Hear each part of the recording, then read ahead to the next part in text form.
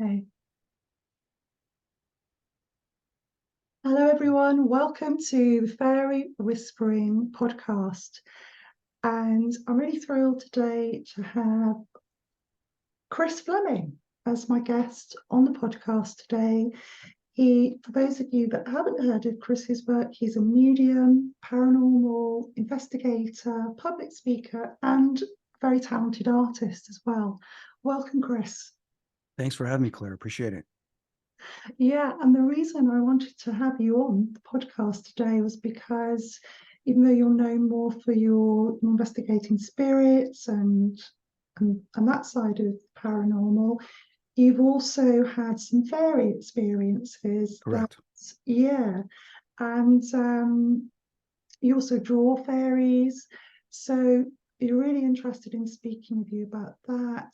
And also because you've had lots of pixie encounters, which are from this part of the world that I live in, which is Devon in England. Um, and they're also known of in Cornwall and Somerset. So, Yep. yeah, so I'd like to know when your connection with pixies and fairies of all kinds began. Well, when we take a look at connection, it's a difficult one to answer because I reflect back on experience that I had when I was a little kid that I did not have an answer. It was unknown to me, which I'll get to in a second. I've always been fascinated because I've seen ghosts. I've seen various types of entities. I've had extraterrestrial encounters throughout my childhood into my adulthood, and I continue to have experiences, obviously. And then in 2010, I left the mortgage industry, which I'd been in for 13 years. And prior to that, I was a graphic designer, an artist, and art director. I left the business because even though it was very lucrative and it was very, very well respected, and I had a lot of great connections in the industry, my passion was for the paranormal. And the reason being is because I still had some questions about experiences in my life, but I felt because of my experiences, I could, be a voice for this type of phenomenon. Well, in dealing with fairies, I've always been interested in the elemental aspect. And of course, we take a look at the sisters and Arthur Conan Doyle where they committed fraud. I always found that fascinating. The fact that they alleged that they saw these things. And I remember growing up when I was going to the library with my mom, because my mom was a bookworm. She would read a book a night. And when I would have paranormal experiences, she would take me with her and take me down the aisle where there's the paranormal books. And I would just spend all day going through the books, looking at pictures and trying to find answers to the stuff going on in our house. Now, this was in grade school. So I was anywhere between, 7, 8 years old. And I remember we'd leave the library and I'd have a big stack of books, and you couldn't even see my face because I just wanted to take them all home. And so I remember going through some of the books and seeing these, famous photographs, which we know are fake, of the sisters with these cutouts. But at the time, it was like, oh my God, fairies are real. I don't.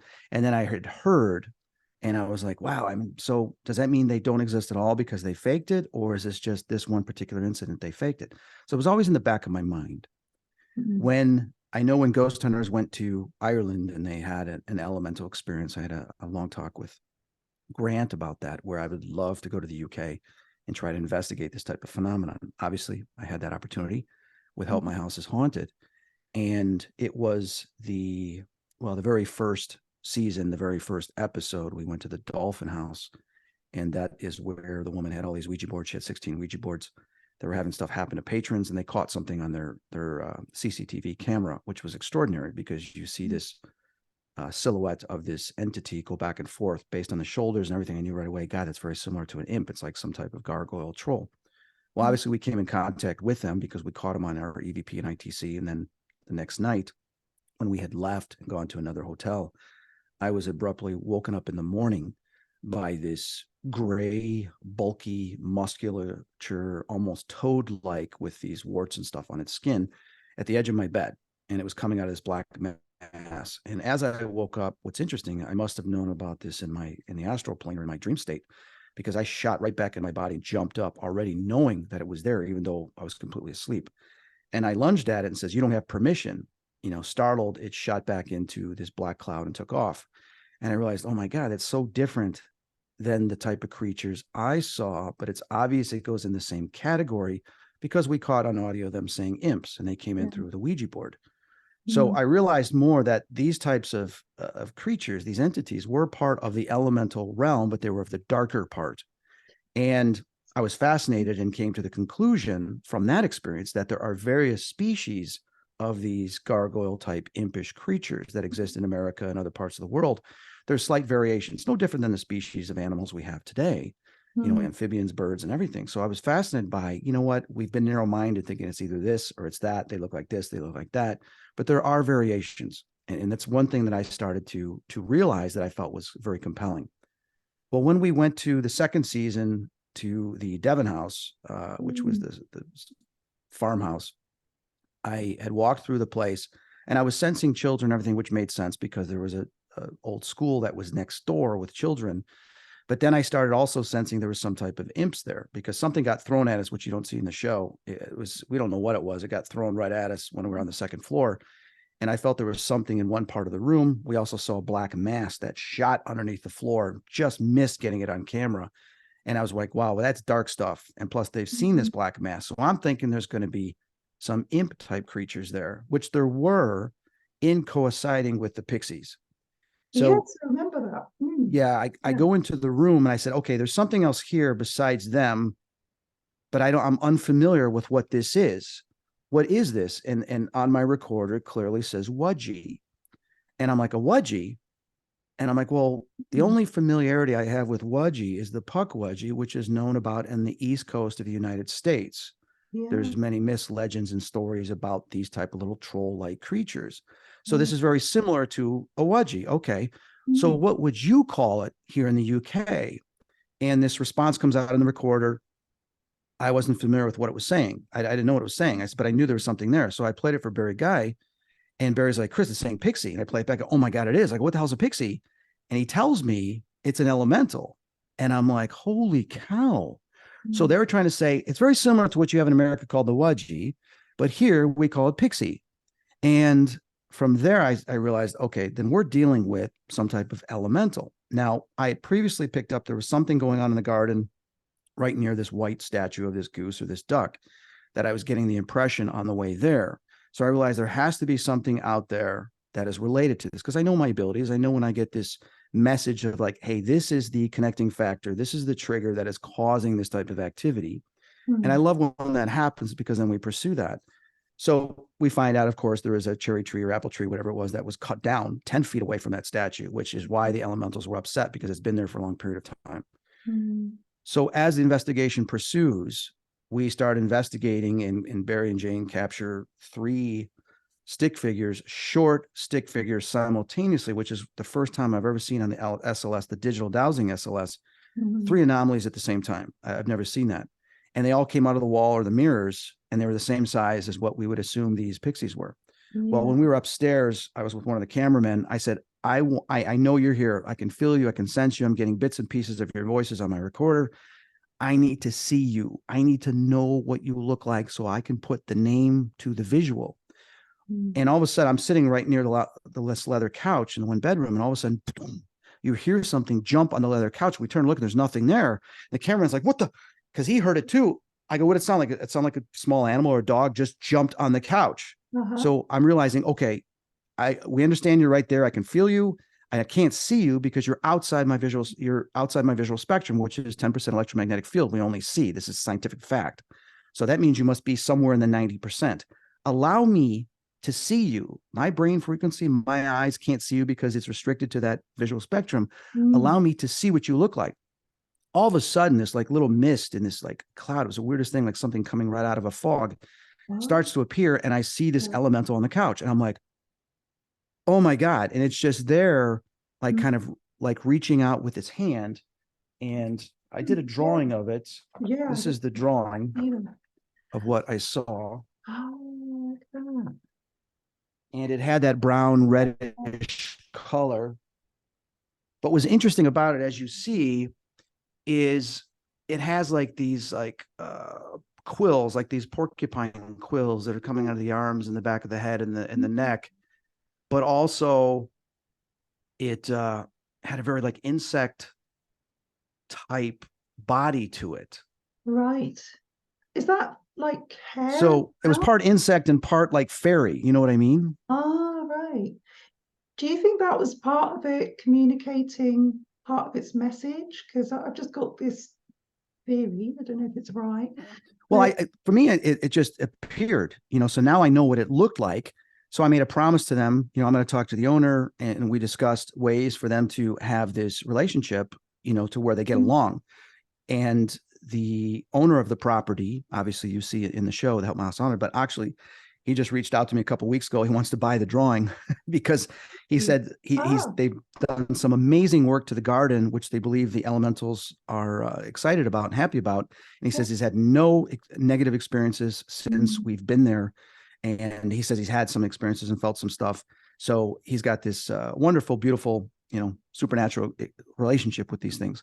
Well, what happened, because we established this contact, and we were blown away. And I know that Jane and Barry were a little up like, people might have to believe this. I go, listen, don't worry about the criticism in this and that. We are paranormal investigators, and we're here to report our findings. No different than science when they make a new discovery and other scientists attack them and they try to scientific method to research it and try to redo it to either debunk it or to validate it. The fact of the matter is we have to report our findings, and our findings are definitely on the recorder. What I saw, what you guys caught in the SLS, is that there are elementals here, and this is behind the haunting. And I came to the understanding that, a lot of hauntings that happen, they're not all by ghosts or negative entities, that, a lot of them are actually by elementals. Yeah. So what's interesting about this, because because as humans, and we know through many decades and centuries, the elementals weren't always treated very well. They were hunted, they were stalked a long time ago. When you talk about the fallen, and because of religious beliefs and paganism and everything, that people would hunt them down or kick them out because they felt they were evil. So because we had this respect for them, and listen, I was blown away, because to me it was exciting. It was a brand new experience. And I'm like, oh my God, this is a new entity that I've now made contact with. And we have the proof. So for me, I was so excited about it, a little overexcited, but I was like, this is fascinating. I was excited to watch it because I was like, wow, a paranormal program that's talking about fairies, which is great. Yeah, well, it's, the elemental realm with these pixies. And what's interesting is then we had, like 8 other locations to go to, 7, 6, whatever it was. They were showing up almost at every location when we were doing EVP outside. They're saying, it's us, the Pixies. And I'm like, Barry's like, Chris, they're telling us Pixies. And I was getting it too. And for me, it was amazing. Like, we went to Calverton. I saw all of them in the forest. I don't know if you see this in the show, but I see all of them right there. I'd say I see in my mind's eye, and I can sense them. And when I took out my recorder, I go, who's here with us? And it goes, Pixies. Like, they all sang it, right? Well, when we were up in the mountain at nighttime, we came in contact with Roman soldiers. We came in contact with Pixies, and we heard the Romans marching. We're like, what the hell is that sound? Where's it coming from? We heard them yelling from a stronghold. None of that's in the show, which I was really upset about, because it was just remarkable. We all heard it. But I have, who else is here with us? And it says Pixie. And I go, well, where are you? I can't see you because I play on my recorder. And it says, I'm right here. I'm a flower. And it says, I'm a flower. Oh, wow. When I analyzed, and it's clear as day, I've got the EVP. Yeah. And I believe I may have played it on one of my podcasts with Kate Ray, where it says I'm a flower. It hit me. A flower. Oh my God. Oh my God. Oh my God. I go back to my childhood when I was 5 years old. Okay. We had lived for a couple years in this brand new house in a subdivision that's in a valley. There was all this forest around, and then farther away, they started developing areas for new subdivisions. Well, I was out across the street at the park, and there were some older kids, maybe about 12, 13. They said, hey, follow us. So I followed them through the forest, away from my house. And next thing you know, they took off running and left me there. And I was like, I had no idea where I was. I'd never been that far away from the house, through a forest. And now I'm in this area that I'm not familiar with. And it was during the middle of the day, and the sun was beating down, clear skies. And all there was like this dirt road, and there was roped off plots, surveyed plots of land where they were going to start digging for homes. But it was still all dandelions, flowers, and fields. But there was ropes in certain areas around it. And I'm looking, and now I'm crying, because I don't know where I'm at. I don't know which way to go, left, right. And I just start crying. All of a sudden, I start hearing these voices. we'll help you over here. Like these tiny little voices. And I'm looking around and I don't see anything. All I see is this grass and all these flowers and stuff. And they're like, we're right here. I said, I can't see you. You're scaring me. Don't stop. And they're like, and you hear them all whispering and kind of laughing, but then talking. And they're like, we'll help you get back home. And I'm like, oh my God, I'm scared, because I was raised Catholic and stuff. And I started praying. I go, I'm really scared because I can't see them, and I'm out here by myself. And all of a sudden this slit opens up and these guides come out and I recognize them for some reason. And I go through this slit and they take me through this place. And next thing you know, they drop me off at the other side. And they said, just walk to the corner here. And I said, I don't want to go. I want to be with you. It's like I'd always known them. And I believe they were guides. And this isn't the first time that I'd seen them. I'd seen them when I was even younger, a year and a half, which I talk about in one of my podcasts. And I had seen them in grade school when I was getting beat up and some other situations. But here they had like saved me or taking me through this distance very quickly. And a slit opened up kind of like a portal. And they said, here, walk through it. And I know this is crazy, people. And honestly, I don't care because I know what I experienced. And I walked out of it. And I was crying and it closed up and they had told me, okay, what'd they tell me? They told me just to walk the corner right here in the street. So I walked to the corner there and there's some guy that was watering his lawn and saw me and he raced over. And next thing you know, they found out who I was and they called my dad and he came pick me up. And I was only about maybe 12 houses away, but it was on a bend where I didn't recognize that part of the subdivision. So that was always in the back of my mind. I never knew what those voices were. Yeah. And it was until I listened to some of this audio, we're right here. Yeah. I'm a flower. Oh my God. I went back to, does that mean that when I was a little kid, they were speaking to me, but I couldn't see them?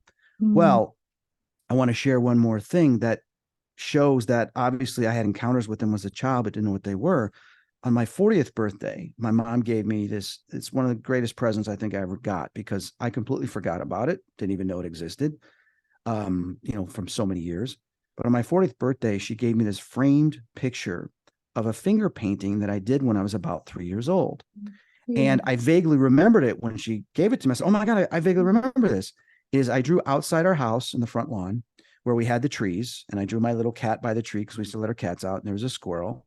And I drew all these little circular faces. Some were sad, some were happy, some were neutral. And I drew arrows with the circles. And the arrows was signifying them flying around the trees. And my mom said, what were these? I said, those were tree spirits. When I was a little kid, I said, these are tree spirits. She goes, do they come in the house, the ones you see in the house? No, they don't come in the house. She goes, are any of them bad? Oh, no, they don't like to talk about the bad ones. They're in the trees.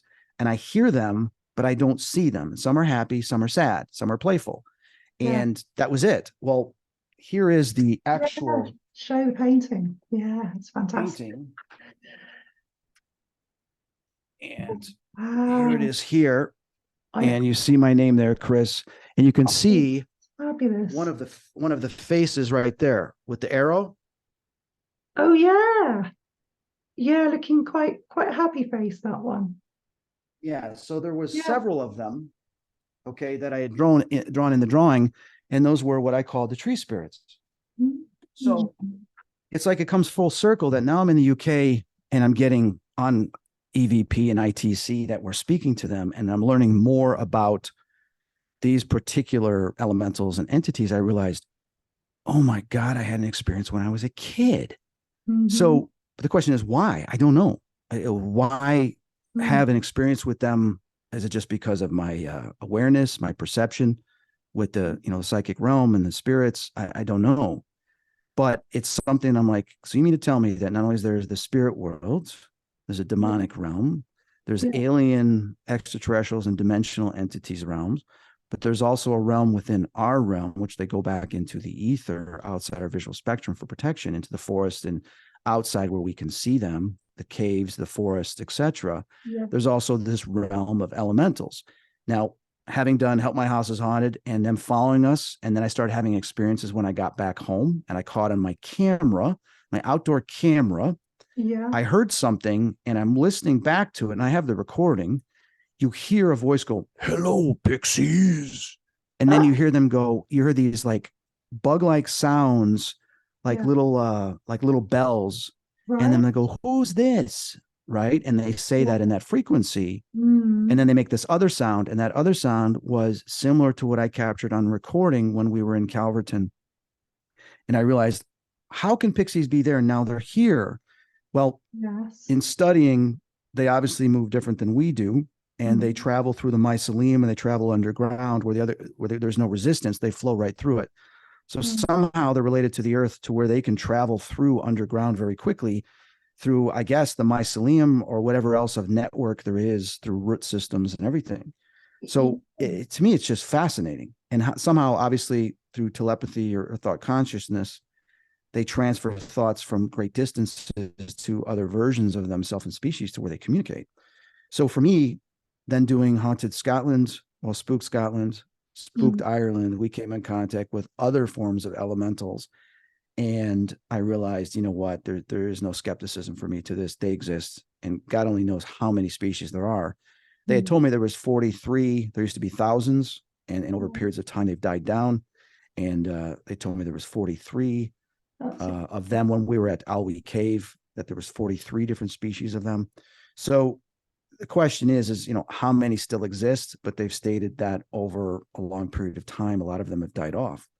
So anyway, that's a nutshell. Yeah, there's loads in there Right. to unpack. I mean, my feeling is that I don't know. We don't know, do we? But could it be another dimension? You know, because there's so much in. Well, here's the thing: is I believe I do know. I believe I do know, especially from what I had done in Ireland and the questions I asked. Yes. I would spend time listening, a lot of time listening to the audio, even knowing it was not going to make it in the show, because as a paranormal investigator and also research, for me, the analysis is very important. Because not only I don't get everything, you know, from being psychic, there's stuff that I miss and I don't understand. And I was wrong a couple of times. I go, wait, is that a drop of water that I'm seeing, or is that something? Oh, I think it's just water. They're like, no, it's us. You know, they were trying to show themselves within the spectrum, and I wasn't quite. I was feeling something was there, but I wasn't seeing it, so I was discounting myself. And there it is on the audio. They're trying to tell me, but I would ask certain questions, and like I asked, you know, when we were at Broderick Castle in Scotland, I had these impressions, and then I asked them and they confirmed it. And they were saying, yeah, you know, we were hunted down a long time ago. We were pushed back into the deep mountains and hills of the forest. And then we retreated. Then it wasn't enough. So then we learned to retreat into the visual spectrum, outside the spectrum to where you couldn't see us. So they could be standing next to a tree and you can't see them because they're outside our spectrum, right? You feel like you're being watched, but there they are. They're watching us, but we can't see them. So when you take a look at the ether is part of the electromagnetic field. And when you look at the electromagnetic spectrum, okay, and you can pull that up on Google and you'll see the scientific values. Yeah. And it shows what we see in the visual spectrum, which is only 10%. They've learned to adjust their frequency to go outside that 10%, which is still within our realm, but we can't see them. They're outside us seeing with our own sight. So that's how they protect themselves. Yeah. And so then when they do show themselves on our technology, which I personally feel is possible, is that because they're shifting their frequency into our visual spectrum, or is it something to do with our technology that's developing that's now? Well, it's a combination of all these things. I mean, for example, I remember when I come back from being in the UK, doing the Devon house, I'm going for a walk. I'm going to walk to Clubhouse to go work out. It's about a 20-minute walk. And it's beautiful. There's trees, forests, and there's like a pond, but then there's some of the homes and there's this wide sidewalk. And I'm walking middle of the day and there's a couple behind me with their dog. And as I'm walking straight ahead, I see something very long and slender jump out of the grass on the left side, race across the sidewalk, and then jump into the grass and disappear as if it's jumping into water. And I see this with my own eyes, and it looked like it had a little hat on. It was very thin, like it looked like the version of the elf on the shelf. Okay, I'm just going to tell you. Okay, as crazy as that sounds. And I see this, and my rational mind is going, "What? I know what I saw, but how is that possible?" I turn around to people behind. Did you see that? And they go, "See what?" And I say, "See the thing that raced?" Goes, "No, you're in front of us, so we couldn't see." So I race over there, and I'm patting on the ground, like, "Where'd you go? Where'd you go?" And they're walking by, going, "What the hell is this guy doing?" Right? And I'm patting the ground, going, "How did you disappear into this grass?" Yeah. So it's like they have, very similar to the ghosts and spirits that can go through walls. They can change their frequency, their vibration, the particles, you know, of the makeup of their physical form into a form that blends and flows and passes right through our organic world that is at a different frequency and vibration.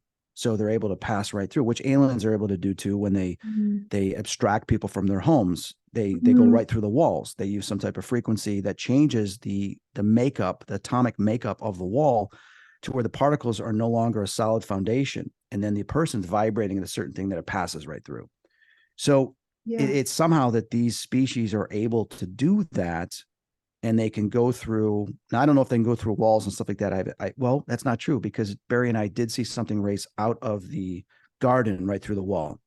So they are able to pass through stuff if they want. How they do it, I can't answer that. But for me, it's fascinating because as an investigator, you have to look at that. You have to start asking the right questions to find out more information about how they do that, why they do that. And as an investigator, that's what I started doing in Haunted Scotland and Haunted Ireland. And we came in contact with pukas, banshees, egregore, if I'm saying that correctly, and some other type of species that I found is just fascinating to me. It is fascinating, and in my sort of experience with fairies, when I saw a pixie out the corner of my eye with my mum. We were together, and my mum doesn't believe in any of these kinds of things. But we were together walking along, and then there was a log that was in this beautiful garden on Dartmoor. And we were walking past, and I saw this pixie sitting at the end of the log out the corner of my eye. And I said to my mum, "Oh, look, there's a pixie." And she said, "Oh, yeah, a pixie." I don't know how we both knew it was a pixie, but I said, "Did you see that?" And she said, "Yeah, I saw this little person on the end of the log." But that was really unusual because my mum wouldn't normally believe in that kind of thing. Yeah. But it's almost the way that I've seen them is like they can superimpose themselves in nature onto other Oh forms. yeah. Oh yeah. But also they use a form of camouflage too within the trees and the leaves, that just as other species do, changing their colors and whatnot.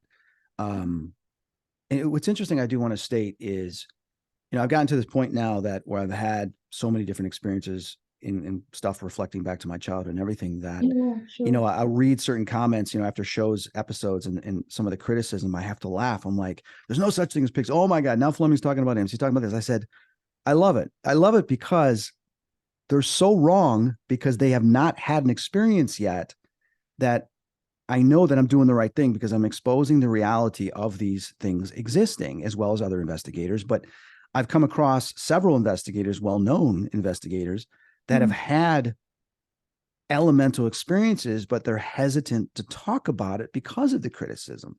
Right. For me, I don't care, okay? Because, I mean, to a degree, I mean, some people get really nasty, and it's like, why are you getting so angry and so upset when you were not there? You didn't experience it. And plus, I've got data. I've got the recordings and audio of these things talking to us. Okay, that's irrefutable. So for me, it's like, as a paranormal investigator, my job is to present to you not only the experience, but also whatever data I have to support that. And you're going to get angry because you don't believe. Well, I'm sorry you don't believe, but there's so many things that go on and exist, whether you believe it or not. So for me, it's like, it's fascinating, because you're going into this, it's not uncharted territory. There's many people over the last, long periods of time, that even the Rosicrucians, they knew they would go into a meditative state and they would communicate with these things. So you have various cultures and individuals over 1,000 years, hundreds of years, whatever it is, that have had experiences and encounters. I mean, they write about it even in the Bible. They talk about not talking to the spirits of the trees and not talking to the satyrs and this and that. They talk about all these different things in there, and you're like, what? And when you see it, you're like, holy cow. Well, because they knew that, they could trick you. They could lie to you. They could, you don't want to worship them because they're not gods. They're just the other form of species that we think they're very powerful, this and that, because we can't see them, and they're able to do miraculous things that we can't. And it's like, so they said, be careful of that, because they can take you down a wrong path. So for me, it's fascinating, and it's untapped in the paranormal to where people haven't investigated it enough.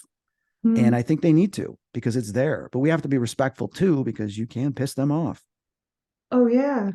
And that's what I've come across as well with another encounter I had with Pixie, who was upset that people were trashing this woodland. that Yep. he was living in. And then I spoke to another person, an artist, and she had a similar encounter in the same woodland. So this is somebody I'd never met before. We both compared our experiences, and it sounded like we'd seen the same being. So, who was very upset about how humans were treating this area of woodland. So, I mean, maybe that's why they come forward. Maybe that's why they make themselves visible to When bring I, a message. yeah, when I was in Calverton, we had done filming. It was late at night, and we'd been in the forest twice, but that was the final investigation. Everybody walked, and I felt it was incomplete. You know, they felt they got what they needed, and I'm like, well, just leave me alone. They said, well, don't be too long. I said, I'm just going to spend maybe about 20 minutes, half hour in the forest by myself, and it's pitch dark and it's scary. And we had all these things happen that night. I said, but I need to pay some respect to the elementals and stuff, because I knew the Pixies were there because they had popped up on the recorder. So I sat there and I closed my eyes and I had the recording going. So I have the whole recording of this. I just started calling out to them. I said, listen, I understand you guys are afraid of most humans, that most humans don't understand your realm. They're disrespectful. And then, you know, they're destroying nature in the forest. They're destroying the environment. And you hear this saying, yes, guilty, you know, where the elementals are saying, yes, guilty. So I started asking them, do gnomes exist? And they said, yes.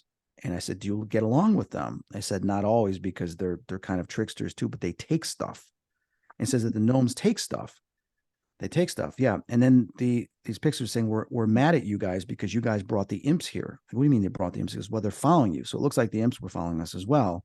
And they had followed us into the forest, and the elementals were pissed off about that. I have a recording where you hear them get them, where you hear this little battle go on between the imps, spirits, and these elementals, because I was using this new technique with using Wi-Fi and shortwave radio to try to get into a certain frequency to communicate with the elementals, because I had this vision, this dream several nights before. They were showing me how we can communicate with them in the trees. So I set up this quick experiment to do it, and it's not in the show, but the audio, in some ways, it's terrifying. And I sent it to Gary Galka, who, you know, created Spirit Box and everything, and I co-created the SB7 with him. I said, Gary, got to hear this. He's like, oh my God, it's like you stepped into another dimension. I said, yeah. You hear all these shrieking souls, you hear these elementals, and then you hear these other negatives that are attacking them. And it's like this spiritual battles going on between these various types of species and races. And for me, it was like, holy cow, you know, I need to develop this further and work on this more. But I learned from that. That's the thing. I just don't go, hey, look, I got an EVP. No, I study it. What are they saying? What does this mean? And I learned from that. And every location I go, I'm not just looking for EVPs for the show. I'm looking to try to find out what can they teach me that I missed as a medium or that I wasn't getting. And for me, I've learned so much, not everything, but I've learned a lot about these elementals and their realities and where they go and why they're here. And they hate man because man was terrified of them and tracked them down. And so they retreated into this different dimension outside our visual spectrum as a safe haven. Yeah, and in folklore as well, there's accounts in this part of the world and in other parts of the world of different types of fairies going into battle. Yeah. There's stories from Dartmoor about the Pixies and the Goblins fighting. So it's like you're reaffirming these old stories through what you're discovering in a way. Right. And I think there's some, definitely element of truth in these old stories. There is. Yeah. I mean, when we went to Braddock Castle, I mean, there's a history island of Iron, there's history of the Fae and stuff like that. And then we went to Mockery Moor, and at Mockery Moor, I saw this white, it was almost like a really yellowish pale baby that crawled up one of the stones, and I freaked out. Yeah. And I thought, was it a crew member that was behind? No, it went so high up. And then I saw something similar when I was at Lep Castle. And I'm like, what the hell is that? I mean, because it falls outside what I've seen before. So I'm trying to place it. It's very similar to some type of goblin. Okay. Goblin creature. Yeah. Almost like the size of a baby. Okay. So I'd seen something similar twice to that. But when we were at Broderick Castle, there was stuff that we were getting in ITC regarding satires, that they're real. Elves, one says, I'm the king elf. I have this perfect recording of communication using ITC. I am the king elf of the Fae. And then talking about, pixies and some other stuff. None of that made it in the show because it's just so insane, So for me, it's a learning experience, and I catalog that and I keep that as part of my research in identifying that here's the communications and here's what I know so far. But when you look at a lot of these myths and legends, there's so much truth to them that over time people forgot, and they just think it's a fiction or just a story. But people were recording and documenting and telling these stories based on their experiences, no different than we're doing now with homes that are haunted. Yes, and what you were saying earlier as well about the gap opening and going through that. I mean, that's classic fairy-led folklore, isn't it? Where people go into this other realm or Yeah. move Well, move at different speed in time, in one place, one moment, and then in another place, and the next sort of thing. Do you think that's what you were going through, the fairy realm, or was it? no, I mean, it's well, the thing I've learned about consciousness, because I've done the gateway where I leave my body, I go places. Yeah. If people want to become familiar, just Google the gateway analysis on the CIA website. It works, and you can go in between time. The other thing was, after my car accident in 2009, I have the neck injury, which I'm going to be having surgery now. I just found out. It affected my sensory in my RAS system, which I'd always had, would tingle when I would experience ghosts, and would go off and I would feel it. Very similar to sharks with electroperception and stuff like that. A lot of us have this ability. So for me, that's what I use to communicate with ghosts. After the car accident, wasn't working. So I started learning more about higher consciousness, putting my state into a non-local communication where I go outside of my body. In doing that, not being restricted to the body, I was able to perceive greater things and things outside our normal understanding of our dimension. And that's with consciousness, because we know, well, most of us know, if you believe, we have a soul and we leave the body. So we're much greater than this physical body. Well, if that's the case, then our consciousness is connected to the collective, connected to the source. So when we put ourselves into that relaxed state, we can perceive things. Like if I walk into a house, like for example, Broderick Castle, I'll walk in there, I will expand my consciousness, not just to that corridor. I will close my eyes, or even I'll leave my eyes open and I'll stare. You see me, sometimes I stare a lot out into wherever I'm staring. What I'm doing then is I'm allowing my consciousness to expand like a balloon, like a radar system that goes through entire building or the location. And then I get these little pings, like this movements. And when I get those movements, which is another form of consciousness that's not on the same frequency, it's thinking or moving, reacting to me going into its environment, that when I see that change and that reaction, I know, okay, it's right over there. And then I will go that way to go investigate, which sometimes the crew hates, because we're starting here and now I'm leading them all through the entire place to go find it, and it's like, just follow me, because I know where they are, Yes. So for me, in doing that, it's also communicating with elementals. So if I go in the forest and I expand, I say, they're right here in this tree over here. You're right over here. Okay. You just jumped down into the ground, or you went behind the tree or through the tree. I said, I know you're here. And they're like, how does he know that? Right. He walks with angels, that you'll hear them whispering when I play the recorders back. And I learn from their feedback, from them talking to each other, like, oh, that's what that means. Like we were at Alloy Cave, and I'm like, guys, I really want to learn how to see you naturally. And then they start saying they were describing my soul, because they would see my soul and they would see how it glows. And they said his soul is very amber. And then they told me that a sunstone, they said, get a sunstone. And I'm a sunstone. So I looked up a sunstone and I got one. I'm going to bring it with me when I go back to Scotland this week. Is they were saying that this stone will help you see us better. So I don't know how that's possible. I haven't done it yet, but I'm going to bring it with me when we're in Scotland and see if it works, because we're going to be going to Mockery Moor. So we'll see what happens. Yeah, stones and fairies and crystals. It's so powerful. Well, here's the thing is, I have a question. When we're at Broderick Castle, do you guys like crystals? And a very clear voice goes, yes, we do. And I'm just like, oh my God, they like crystals. I don't know enough about crystals. I'm not into all that stuff. Okay, so forgive me. It's not part Yeah, of my, no, no, experience and research and, yeah. utilization. But Mm, I'm realizing that, there is something to some of these rocks, these stones that have certain properties which I yeah. need to learn. Well, some parts of the world, like where I live near, Dartmoor, is mostly, I think it's about 5 miles worth of granite, which is full of quartz.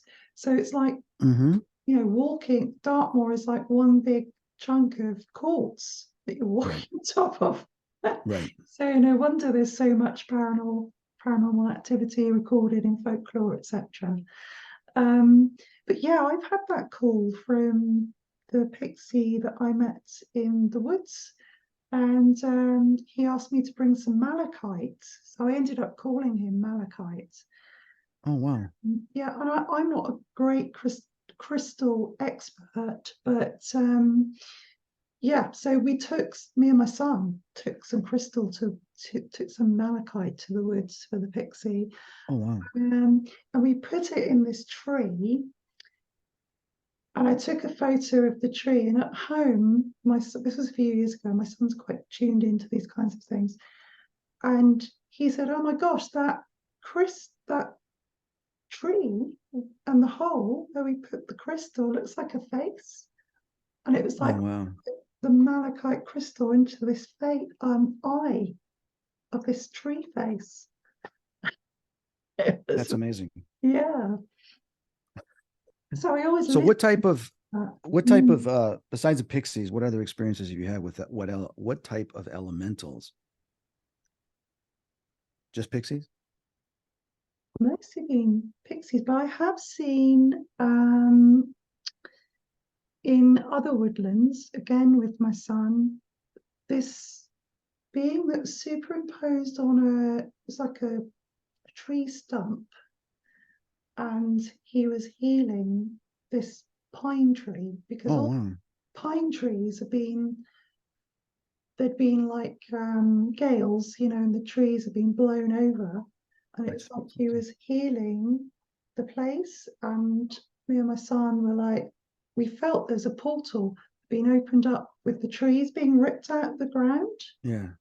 and so he was healing that space. So he's like a Wow. guardian. And then when I've been drifting off to sleep, I remember saying, this is a few years ago, I've never seen like winged fairies. Yeah, I haven't either. Yeah. I was drifting off to sleep and I saw these little winged, just bright light beings, winged beings flying around. It's just a Oh my God. really quite clear vision of them. Wow. So yeah, but this is about you. No, but I'm just interested because Yeah. it's and here's the thing. I have to say this. Mm, I grew up I was an athlete. My dad played professional hockey, so I played baseball, football, soccer, mm, won championships, blah blah blah, right? And I could have maybe gone that path in my life, playing baseball, whatever. My dad wanted to play professional football, but I got hurt too much. mm, So I've always had, and when you talk about certain things like this with certain guys that are athletes, they're like, oh my God, like this. And so I've always dealt with certain skepticism, but I just don't care because I know it's real. Like my dad trained me, mm, son, if you believe something, you've experienced something, mm, you stand your ground, just make sure you're right. And so I don't care about the adversity, this and that, because I know enough of having these experiences. But it's still difficult. And I can, and for the listeners out there, I mean, I can understand you listen to someone says they see this, they see that. Sometimes it may be so fantastical. And there mm, are people that do make stuff up. There are people that will elaborate or exaggerate, this and that. But then there's a majority of people that do have these extraordinary experiences. And the question is what can we learn from it? And that's what I'm still figuring out. What can I contribute? What can I learn and then pass that on? The yes. only thing, like I've already shared with you, is when we talk about the different types of beings. I shared with you when I was 5 years old, I heard the voices. I didn't see anything, so I don't know what they were. Okay, I just thought they were Mm, spirits in the mm, trees and in the grass and the flowers. The pixie, okay. The pixie is not the first elemental I saw. I now realize that the imps are part of the elemental realm, And some of the elementals have told me that not all imps are bad. These little goblins, these little gargoyles, trolls, there are dark imps. And I didn't know that. But we've gotten EVPs in several locations saying, I go, what's here? They're imps. This is no, dark imps. And I'm like, dark imps?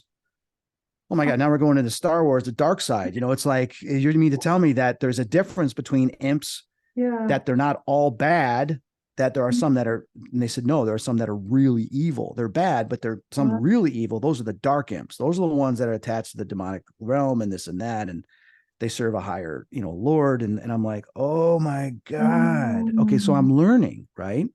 So seen dark imps, seen imps. Okay. Saw the pixie. All right. Now I grew up seeing imps and stuff like that coming through the walls and stuff as a kid. All right. I dealt with this. This was because of the Ouija board. They come through during seances and certain rituals. So those I was always familiar with. So we got the imps, we've got the pixie. Then when we were filming Curse of Lizzie Borden, we went to this forest where there were stories of puckwudgies and everything. They never used that part. You see us in the forest, but they focus on the spirits, not the elementals. While we were out there, I'm with Sam Baltrusa standing next to me, and I call out, there's any elementals here? Will you show yourself, puckwudgies? And all of a sudden I see this light start flying around and leaving sparkles. Now, I've seen enough lightning bugs to know, and plus, please understand, it was 7 degrees out, almost zero. It was freezing. And this was I think it was in January, we filmed this. So you see this thing fly around, look just like out of Disney, Tinkerbell. It's the only thing I can equate it to. And I see this going, what the? I know from my conscious, my psychic abilities that I just came in contact with another life form that is an elemental. Yeah. But what is it? And then Sam goes, oh, that's a will-o-wisp. I go, will-o-wisp? So I had to look up will-o-wisp, which is basically a sprite. For those that don't know, the fictional character in Disney of Tinkerbell is a sprite.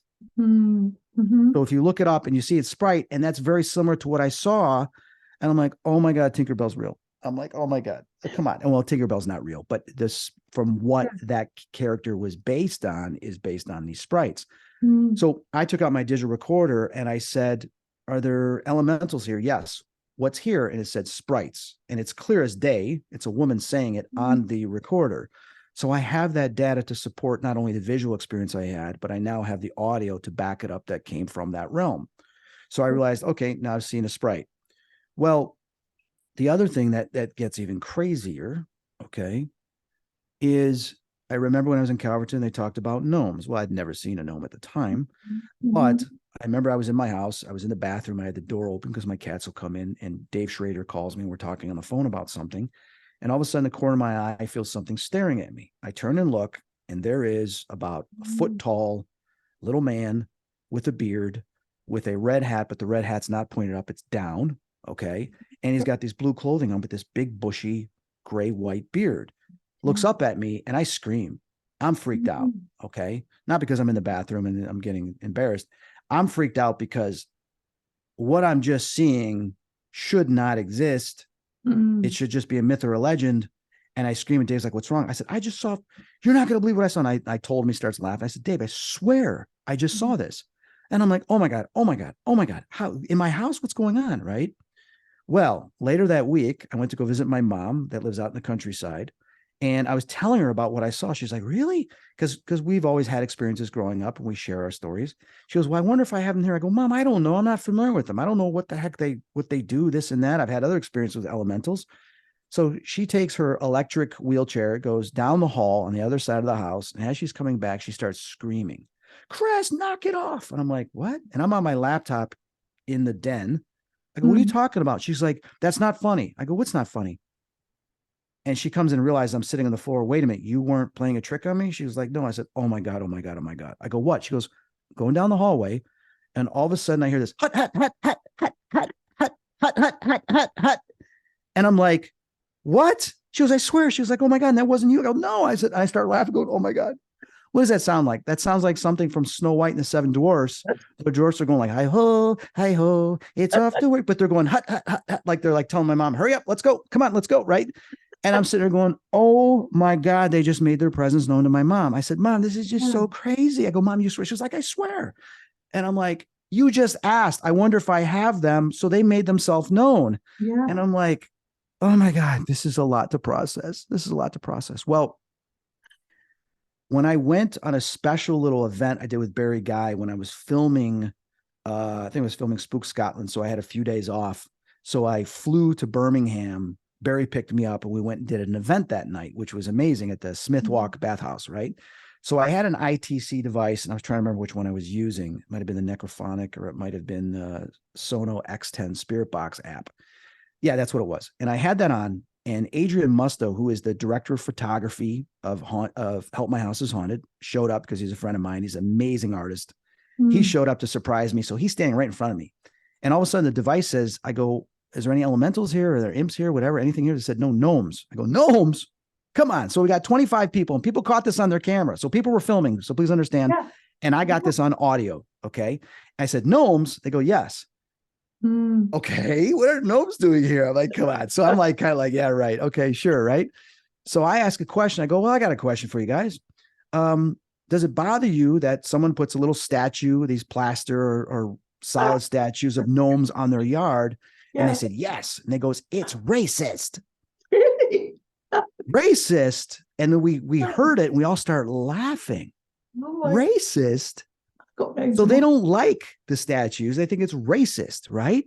So then we start laughing, and then you hear them saying, oh, sure, make fun of us in front of people, right? And it's in like that kind of a voice. And I didn't hear that at the time we were investigating until we played it back later. And they're like, they were upset that we were laughing at them and this. And I go, oh my God, I didn't mean to disrespect you. It's like, please understand, it's not every... No. I just don't believe in Smurfs. Okay. Sorry. But I mean, I know I saw the one in my doorway and this and that, but now that I'm talking to you, this is just so fantastical, right? It's like, how is this possible? 25 people witnessed it. Adrian Musto, director of photography, witnessed it. We have it not only on cameras that were caught on cell phones that were filming at the time, but I have it on audio. And if you guys go to my podcast, Spirit Talk, and you look for the Gnomes episode with Kate Ray, I play some of that audio. It's on there. So you can come to your own conclusion. So what I'm telling you is that because of this data and my personal experience, and when I was in Calverton and the Pixies told me they exist, they exist. So, but here's the thing. I started doing research on that, and it goes back for a long period of time. And you look at certain cultures where they talk about these little people, and they were at some point scientifically, they were called certain species, and various cultures talk about these people. But for those of you that don't know, there was this Indian guy that passed away a couple decades ago. There's photographs of him and everything. He was only like, 21 inches tall? Oh, yes. And he's one of the shortest man in record. And there are, records of human beings that are that short, okay, and almost that short. So it's not impossible. All right. And if you believe in ghosts, demons, aliens, and now we know aliens exist because our government's coming out and telling us, whistleblowers, they're called non-human biologicals. And there's many different types of species. So if they exist, you're going to have to open up your door of your consciousness and realize that elementals exist too, that we are not the only ones. And I'm sure within time that will come out once we start learning more about these different types of biological species, non-human biologicals.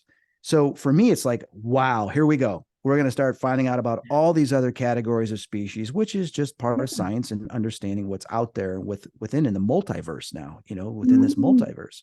So for me, it's fascinating. The other thing is, I believe I've had to see some type of elves, because the one that raced across the sidewalk, and then one time when I was packing in my room, and this was shortly after the Devon experience, a shadow figure of about 2 feet tall, looked like an elf, raced across the room, and my cat responded to it and chased after it, but it went through the dresser, and my cat stopped, looked at me, and was like, where'd it go? I said, you saw that too.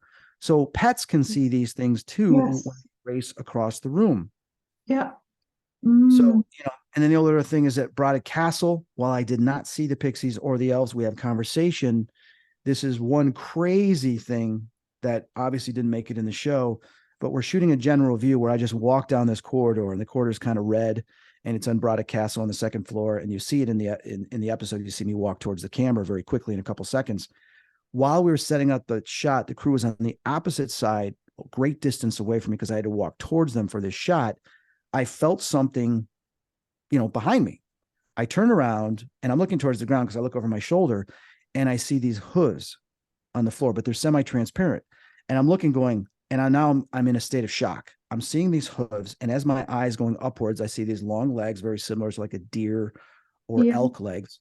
And then Uh-huh. I see this torso that's all furry, and then it stops, and there's the belly button, there's these ripped abs.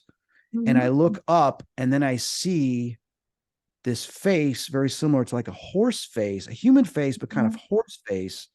And I see these black, protruding, bulbous horns on top of its head, where they're not sharp at the end, but they're Yeah. bulbous. Mm-hmm. And I see these long ears, very similar to like a small deer or elk ears. And as I look at this thing, it opens up its eyes, realizing I can see it, and it quickly darts away. And I scream, and the crew goes, "What? What happened?" I said, "Oh my God." And I'm trying to make sense logically of what I saw. And I'm trying to place, like, what is that? What is that one, that mythological creature that plays the flute and stuff like that? And they're like, "What?" I said, "No," like they said, "Pan." I go, "Yes, it looked just like that." They're Yeah. like, they start laughing. I go, "No, I'm freaking serious. I'm freaking serious." And they go, "Well, you do know that on Island of Arran, there are stories about satires." And I go, "Get out of here." I said, "Can we investigate?" "No, Chris, we got to." I go, "We need to investigate this right now." And they're like, "No, we're shooting just a general review." So we didn't investigate it. Well, then I Uh, realized is later when we did do investigation, I'm not talking about this on the show. I'm sorry. I'm not going to talk about this because I know I'm going to get a lot of criticism, and I don't know enough mhm. about them to talk from any authority or understanding. I might sound like a fool, but I was asking further questions, and I have audio of them saying satire, this and that.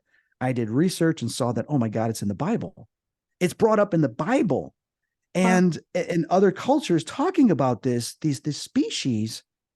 And then I was just at the Art Institute a couple of weeks ago, and there's some statues from the Greek and Romans mm, of satires, and which means, people say, "Oh, it's a myth and legends." No, they were sculpting what they were experiencing back then. yes. And Brodda Castle and Island of Arran is known for them as well. They're Uh-huh. freaking there. They're part of the ether as well as the other fae. They exist. And I'm like, here's another addition to an experience of an elemental that I've seen. And Mm, why am I seeing all these things? Maybe because my mind is so open up to it and I'm not a threat. And they realize that, hey, he sees ghosts, he sees angels, he sees demons, he sees us. We can also see him. I do not fully know why I'm able to see and have all these experiences, but I'm telling you. And there's other people in the world, some that have come forward and some afraid to come forward. I'm not afraid to come forward because here it is. You go investigate it yourself. You go try to have an experience. You go do the research because I'm throwing this out there saying, hey, this is what happened. yeah. And it's by opening up and saying what we've seen, because I'm the same. I don't really, I'm 50. I've got to the age where I don't really care what people think, to be honest. Yeah, it's like I've got to talk about this. If I Yeah, don't, and I die, it gets buried with me. yeah, exactly. And gosh, there was something I thought about asking you just now, and it's gone right out of my head. But it was oh, I know it's you had a bunch of questions too. yeah, well, it was about the gnomes and about Yeah, capturing EVPs because yeah. when I've been talking to people on this podcast, I've captured EVPs. And my last guest that I had, Jeremy Garner, whose episode I just released recently, um, we were talking about the Willerton gnomes. Have you heard of that No, case? of course, absolutely. I'm very Yeah, familiar with it. Kate and I have been talking about it. Yeah. yeah. So he'd created a video about the Willerton gnomes, and we were just talking about them. And then he watched the video back, I'd watched it back, and there's an orb that goes by him, and he sort of jokes, says, "Oh, I think that," because I said to him when I was talking to him, "Oh, there's an orb that's just gone by." He said, "Oh, it's probably just dust." So then listening back, this orb goes by, and I think it's just before, just after, there's a beep, beep. It's like something is saying beep, beep, as if to say, like the little cars, because we were talking about the little Yeah, car. the horns on the cars. Yep, absolutely. Yeah, I get it. Oh, that's crazy.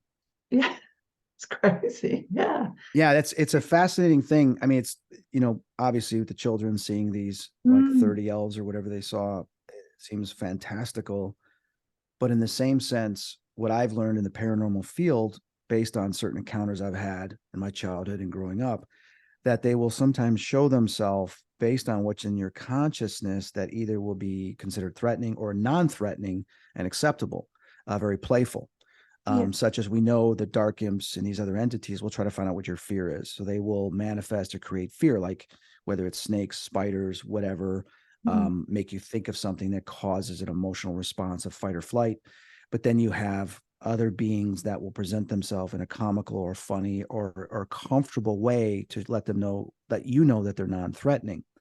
And that's just the thing. They're able to read our thoughts, know what's in our thoughts, so that they can present themselves in a non-threatening way. It's no different than in big business meetings. You get to know the person you're going to be meeting so that you can build rapport with them and respect them and build a friendship or a business relationship with. And it's like, even in sports, you get to know each team member, what they like, how they are, their talents and abilities, and then you apply them within the team to utilize those abilities. Okay. So I believe that out of respect, they try to figure out what we're like and present themselves that way. Yeah. So they're presenting themselves in a familiar form. Yeah. That And the thing is in that research is, if you look at, there was a Disney movie that came out called The Gnome Mobile, and that came out, I believe, in the late 60s. So the question is, had any of those kids seen that movie when they were a kid, and that was in their consciousness or subconsciousness of the Gnome Mobile? Okay. And in the Disney film, we're in the Gnome, they got the song, we're in the Gnome Mobile, the Gnome Mobile, the Gnome Mobile, and it's a Disney film, right? Was that in one of the kids' consciousness that the gnomes, when they saw them in the forest, like, who are these kids? What are they doing? And like, do they know that we're here? And then boom, it pops up. Yeah, they've seen a movie called The Gnome Mobile, yeah. which is a Disney flick, this and that. So maybe we'll present ourselves to them in these mobiles. Yeah. That's what I think it is. Okay. And understand, I mean, I study psychology. I'm an artist, so I can look at, there are details and specific things. And that's what I do as a paranormal investigator. I look at these specific details. And being a counselor 17 plus years in my private practice, is I pay attention to these details. And so we do know from, especially alien abductions, studying them, having experiences, is they look for certain things about you so that you're more comfortable with them. So they recognize an experience you had or what you like, and they present themselves in that way so that you don't feel that they're as threatening, to make things a little bit easier. Note if you go to a doctor and when you're a little kid, and the doctor gives you a sucker or whatever else to calm you down, like everything's gonna be okay. And then you get the shot with the needle, like, oh, you jerk, but he was trying to, cheer you up before he does that. So I think that some of these beings will do the same thing. They'll find out what's in your head.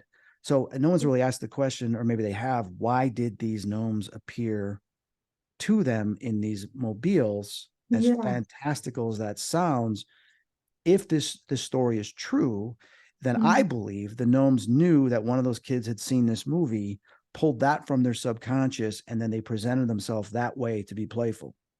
Yeah.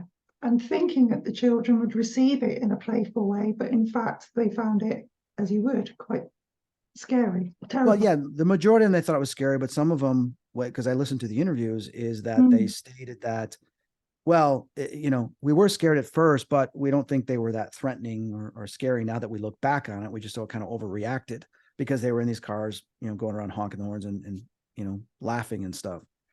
So they didn't seem that threatening. It's like they wanted to play chase and stuff like that. When you play tag or whatever, hide and seek and all those things. Yeah, because there is this mischievous element to them. Correct. They're known as tricksters.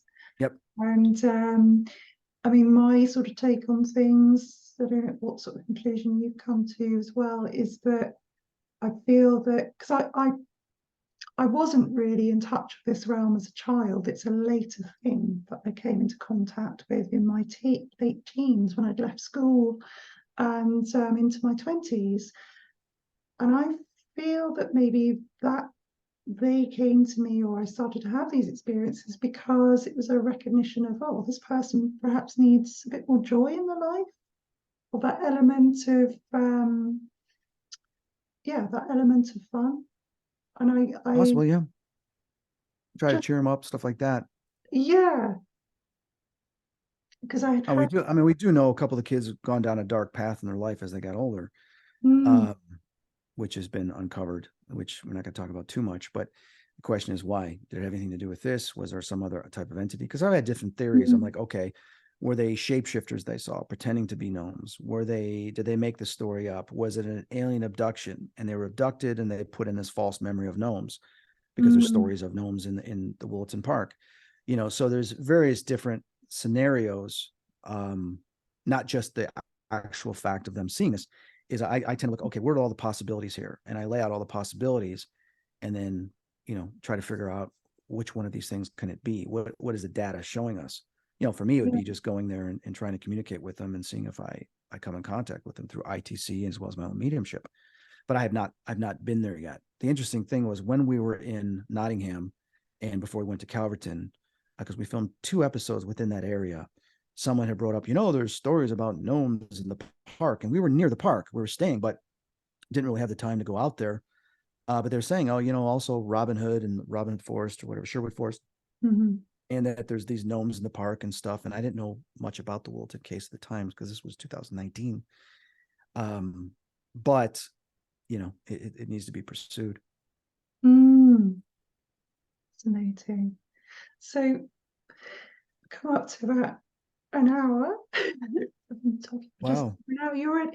So I just wanted to, is there anything else you'd like to share, Chris, with everyone? Yeah, I guess for me, it's a fascinating subject. It's just another realm of the paranormal that we don't know a lot about. Yeah. And some investigators, they don't believe it, so they don't pursue it, which is fine because there's the rest of us that do.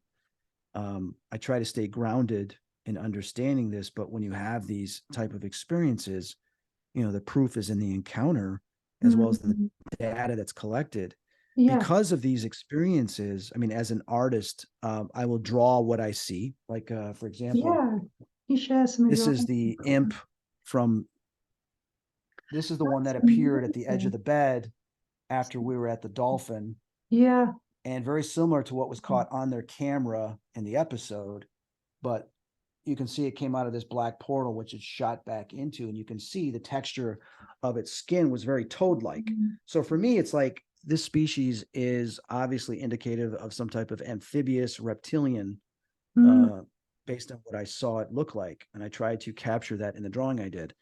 But also because of these experiences and being an artist, there are creative things that I see visually that are not based on the reality of what I saw, that I will do some type of artwork because I'm inspired by the experience I've had or things that I've heard. Yes. So I've done, I liked blacklight posters. I did one of a fairy. Now I've never seen an elemental like this, but I decided to use blacklight colors and create a kind of neon, beautiful little piece of art of a fairy in the forest with the butterfly. That's amazing. How have you created that one, Chris? No, I do it all digital. I'll use Procreate. Like there's varying things that I do because I try various mediums. Like I will draw watercolor, I'll paint, sketch out, and then I'll use digital. I'll use Procreate where I will scan in a sketch that I do, and then I'll do it there, or I'll draw it in there. Also, I will use AI. I will sometimes use AI. It doesn't always come out the way I want. I'll bring it into Procreate. I'll make adjustments to it. I'll add colors to it. I'll take stuff out or combine 2 different images. Sometimes go into Photoshop to do stuff as well. So I use various forms of digital media along with hand-drawn media to create these images. Like, for example, I could create something in AI. I don't like it. I go in there and I draw all these other details on it. I'll draw the eyes. I'll draw more hair. I'll draw, something else in the background. I'll take it further than what it is. So for me, the quicker I can create something and capture what is in my head or what I feel is interesting from an artistic standpoint, I'll do. In the early stages, I mean, like, in high school, I used to just draw AC/DC. I mean, this is my sophomore year in high school. I'm drawing Angus Young on a statue, and this is all pencil, So that's amazing. I've changed in what I draw based on what's going on in my life. And here's a nice colorful of 2 fairies in a field with flowers. And for me, I was inspired obviously by Monet. I don't really like Monet paintings too much, except I love the pastel colors. So I wanted to take some of those pastel colors as well as vibrancy, but create something in the fairy realm. Wow, do you sell these or are these? Yeah, I sell prints, and this is a banshee. When we were in Scotland and then Ireland, I created, and you can see some other elemental forms that are here as well, but this is a banshee. Wow. So you had an experience with a banshee, or is that we came in contact, at the Banshee pub, we had some spirits say banshee. We also went Cool. when we were in Ireland to track down this banshee. I did not see it, but we did have some spirits talking about it and there's stories about it. And then this, obviously, using some of the palette, like with Monet and Impressionist. I Mm, like I like the Impressionist period, and I also like the Romanticism period of art. So yeah. what I do is I take some of these elementals and spiritual things with angels and demons and stuff, and even like the Knight Templars, and I create certain artwork. But for me, this is just the color spectrum is what I try to capture. So there's a lot of color correcting that goes in. That is beautiful. Yeah. And then this is more of an impressionist piece. This is like the fairy realm of all different elementals kind of blending into like an impressionist amorphic piece of work. Oh, look at that. That is gorgeous. Yeah, Right. love that. And then this is one of the earlier ones I did when we were in Scotland. These are the fairies of Broddick Castle, which you Wow. see that there. And when you see them moving around, all that shadow and the Mhm. black masses and stuff, that's just me showing how they manifest and transform Yes. coming into our realm from the ether. So for me, as an artist, that's representing them traveling in and out of our dimension of visual perspective, and how So, they can be very yeah, amorphic and they can change very quickly. that's incredible. I'm really interested in that description. Can you describe how these beings appear? Yeah, Um, like when I saw the pixie on the yeah. couch, I didn't see anything there, but we heard it. And the cameraman's like this going, he knows there's something on the couch. We heard it. So I said, just film it. He goes, nothing's showing. Nothing. I go, show yourself. Please show yourself. And all of a sudden, I see this like mist as if it's starting to form like a ghost or a manifestation. And then all of a sudden, the mist kind of goes away because it's going like this. And you Uh-huh. see this creature, this brownish red creature that's like half insect, half troll that's on this. And I'm like, I Mm, see you, I see you, I see you. And I'm trying to remember. And then when we're done with the investigation, I go back to the hotel room. And then that night, like, 3 a.m, I'm sitting there quickly sketching, which you saw earlier mm, with this image. yeah.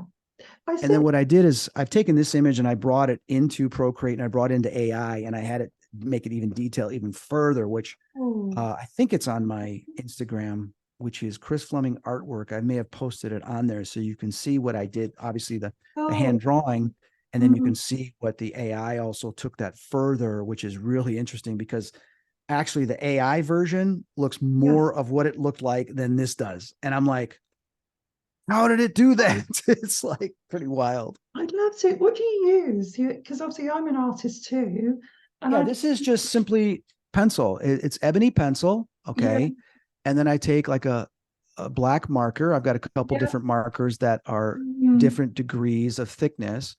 I will go in there after the pencil sketch and I will outline it, add some more details, and then I will go in. As you see here, there's the pencil, which I'll blend in, mm, okay, and then I go in with watercolor, and I'll go in there with watercolor.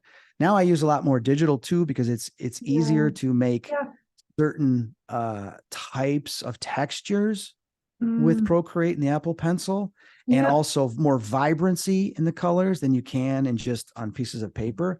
Plus, it's a lot cleaner, and I can do layers and I can make adjustments. Like if I mess this up, it's messed up, right? But in mm. in in digital and Procreate, you can delete that and start over, which is great.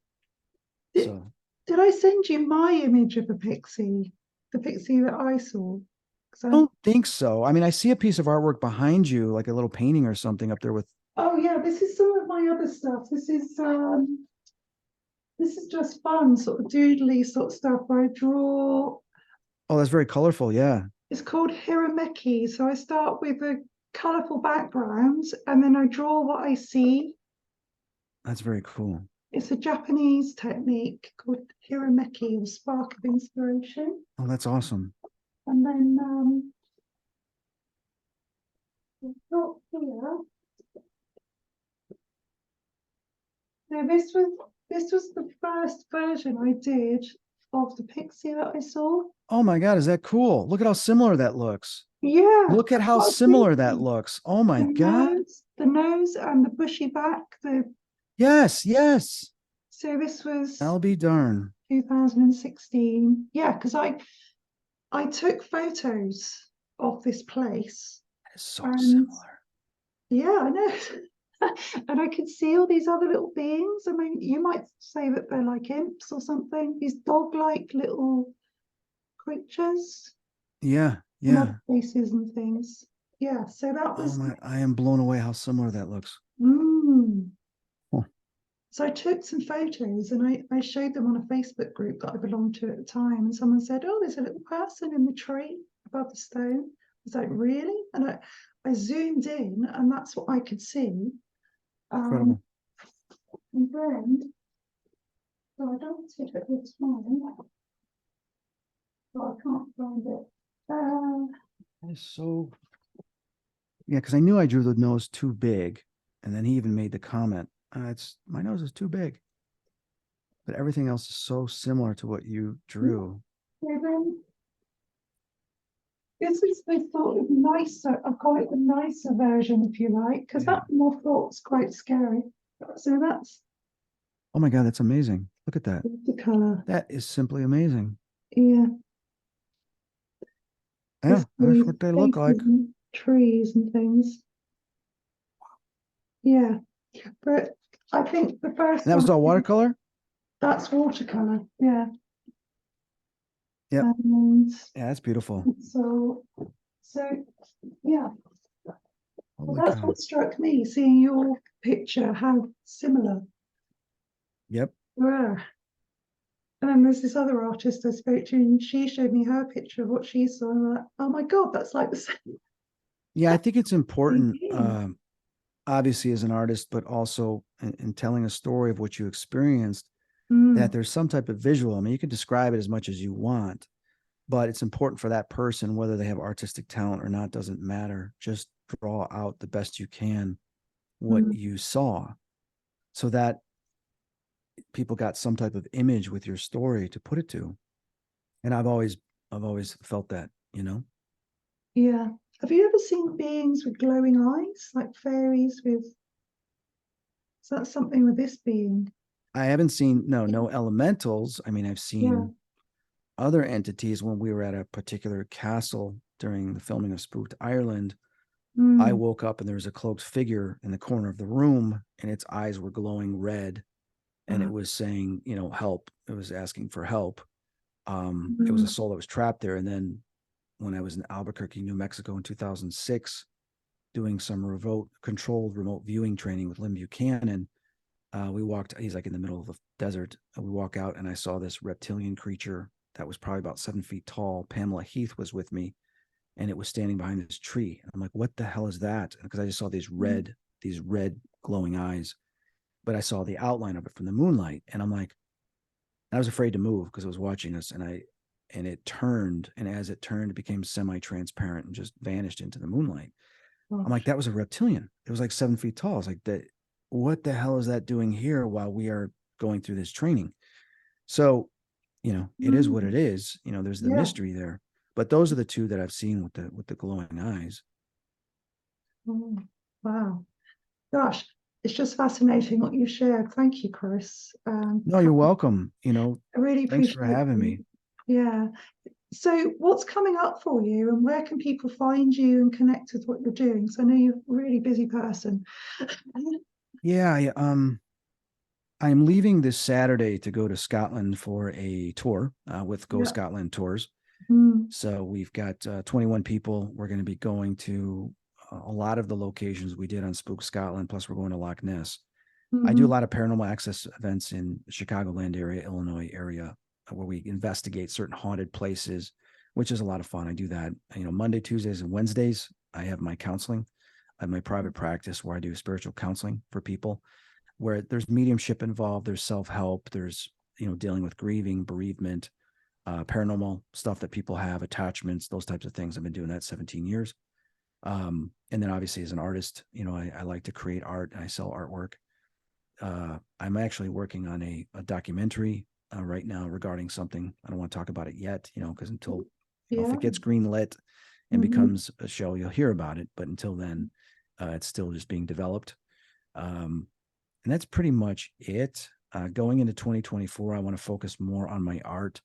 I have a concept and idea project that has nothing to do with the paranormal and starting a company that if I decide to do. It's just that there's so much I'm doing already that I'm going to have to let some things go. So it depends upon what happens in the next 6 months if I'm going to go that route. If I do, I'm going to be dedicating all my time to that because it's a project I'd like to see happen, a business that I want to start.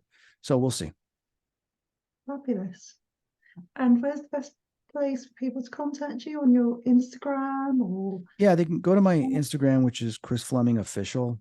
Also my Mhm. Twitter. I don't know how much longer I'm going to be at Twitter. Twitter's just becoming a cesspool of Yeah, political don't you really need propaganda and hate. to? It's ridiculous. Mm, But I'm Chris Fleming Official on Instagram and Facebook, Chris Fleming 91 on Twitter, which is now called X. And then Chris Fleming Artwork is on Instagram. So you can see all the various pieces I've done. I'm going to have a sale, obviously, during Black Friday in November on art pieces. And then also I'm going to do what's called an orange sale, where you can pick any one of the pieces of artwork on my Instagram and I will make a print of it, if possible. I mean, some stuff I'm not going to be able to do because it's not digital, but I will make prints for that person that wants that particular one. So it'll be on like a commission basis where you say, hey, I want this. Here's the size that I'm going to choose, how much it's going to cost. And I'll let you know what it costs to have that printed out because I've got to do all the color correcting, everything, send it to the printer, and then, package it and sign it and do all those different things to get it to you. work. So I'm going to do that in October. There's going to be like an orange sale where you can pick a piece, orange sale, pick a orange of which one you want, and then they'll have it made for you and ship it to you. Brilliant. Oh, wow. Thank you. That sounds exciting. I'm going to have a look. Oh, thank you. I like, yeah. Thank you so much, Chris. It's been brilliant speaking to you. Thank you for your You too. time, and wishing you well with your trip to Scotland and everything else ahead of you. Thank And you. I'll say goodbye now and stop Okay. recording. All right. Thanks, Claire. I appreciate it. And to all listeners, thank you for joining us in this interview. I appreciate it. Thank you.